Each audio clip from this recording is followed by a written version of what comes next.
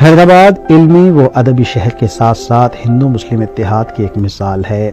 آج ہم آپ کو حیدرآباد کی مشہور شخصیت جو موسیٰ بولی کی ایک چھوٹی سی دکان سے ہندو مسلم اتحاد کا پیغام دیتے ہیں ان سے ملاقات کروائیں گے۔ حیدرآباد کے پرانے شہر موسیٰ بولی سے تعلق رکھنے والے انل کمار چوہان مساجد میں قرآنی آیات لکھتے ہیں۔ اردو ایک میٹھی اور شیریں زبان ہے، مجھے اس سے محبت ہے اور اردو سیکھنے کا مجھے شوق پیدا ہوا۔ میں نے دکانوں، دفاتر کے سائن بورڈز اور بینرز سے نقل کر کے لکھنا شروع کیا۔ لکھتے لکھتے الفاظ کی شناخت ہو گئی اور اردو زبان بھی میں لکھنے اور پڑھنے لگا، یہ انل کمار کا کہنا ہے۔ شہر حیدرآباد کے پرانے شہر میں اگر کوئی نعتیہ محفل سجتی ہے تو اس میں انل کمار چوہان کو ضرور مدعو کیا جاتا ہے۔ پیشے کے لحاظ سے انل ایک مصور ہیں اور اردو، عربی، ہندی، انگریزی، تیلگو کے علاوہ بنگالی لکھنا جانتے ہیں۔ آج کل وہ حیدرآباد کے گرد و نواح کی مساجد میں قرآنی آیات، احادیث اور ان کے اردو ترجمے سمیت دیگر اقسام کی خطاطی کا کام کر رہے ہیں۔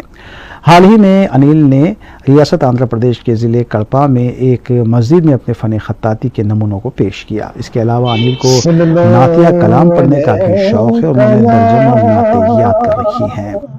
یا رسول اللہ وسلم علیکہ یا حبیب اللہ، روک لیتی ہے آپ کی نسبت، تیر جتنے بھی ہم پہ چلتے ہیں، یہ کرم ہے حضور کا ہم پر، آنے والے عذاب ٹلتے ہیں، وہی بھرتے ہیں جھولیاں سب کی، وہ سمجھتے ہیں بولیاں سب کی، بازار مصطفیٰ کو چلے ہوٹ سیکھے وہیں پہ چلتے ہیں۔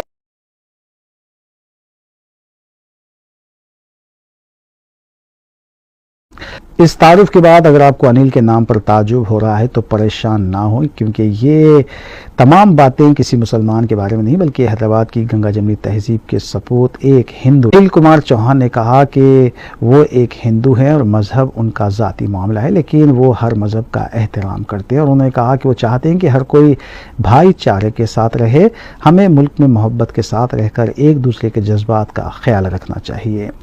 انل سے ہماری ملاقات حیدرآباد کے مشہور اسلامی یونیورسٹی جامعہ نظامیہ میں ہوئی۔ سادہ سے لباس میں ملبوس انل کا حلیہ تو کسی اسکالر جیسا ہے، یا شاید یہ ان کے بڑے بڑے شیشوں والی اینک کا کمال ہے۔ لہجے سے لگتا ہے کہ جیسے ان کا تعلق حیدرآباد کے کسی اردو بولنے والے گھرانے سے ہو۔ ان کے مطابق انہیں اردو زبان مکمل طور پر سیکھنے میں تقریباً 8 سال لگے، لیکن عربی پر اب بھی انہیں باقاعدہ عبور حاصل نہیں ہے۔ میں پچھلے 35 سال سے اردو زبان پر کام کر رہا ہوں اور 25 سال سے مساجدوں میں قرآنی آیتیں لکھ رہا ہوں۔ میں جب سے کام کرتا تھا دکانوں کے سائن بورڈز وغیرہ لکھتا تھا۔ اردو میں کوئی اسکول مدرسے میں جا کے نہیں سیکھا، دکانوں کے سائن بورڈز وغیرہ لکھتے لکھتے الفاظوں کی شناخت ہوئی اور اردو زبان میں پڑھنا لکھنا آ گیا۔ اس کے بعد میں مساجدوں میں قرآنی آیتیں لکھتا رہا۔ اس کے بعد جامعہ نظامیہ میں سورہ یاسین میرے ہاتھ کی لکھی ہوئی ہے۔ حیدرآبادی میں اضلاعوں میں کافی مساجدوں میں قرآن کی آیتیں لکھ چکا ہوں۔ میں جو سو شروع میں 100 مساجدوں میں بلا مطالبے کے جو بھی نظر کرے امنا میں کام کر چکا ہوں۔ میں لوگ جو بھی ہدیہ دیا اس میں کرا ہوں۔ ابھی میں ہدیہ لے کے بات جو بھی کام کا ہدیہ بات کر کے کر رہا ہوں اور اس کے میرے پاس صداقت نامے وغیرہ بھی ہے۔ اگر کوئی اہل خیر حضرات مالی تعاون وغیرہ کرے تو وہ کام کو میں اور بھی آگے بڑھاتا تھا۔ ابھی میں جو بھی کام کا ہدیہ جو بھی ہوتا میں بات کر کے کر رہا ہوں۔ پہلے میں 100 مساجدوں میں بلا مطالبے کے کام کر چکا ہوں۔ انل نے 17 برس کی عمر میں خطاطی کا کام شروع کیا اور وہ کہتے ہیں کہ مصوری انہیں وراثت میں ملی ہے۔ ان کی والدہ اور ماموں پینٹنگ کیا کرتے تھے، البتہ اردو خطاطی کرنے والے اپنے خاندان کے پہلے فرد ہیں۔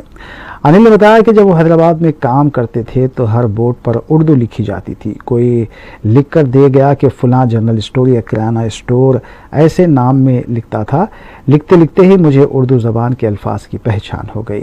مساجد میں کلمہ طیبہ تحریر کرنا یا اللہ اکبر جیسی عبارت لکھنے کا کام تو انل نے پہلے سے ہی شروع کر دیا تھا، تاہم انہوں نے اسے ذریعہ معاش کے طور پر نہیں لیا۔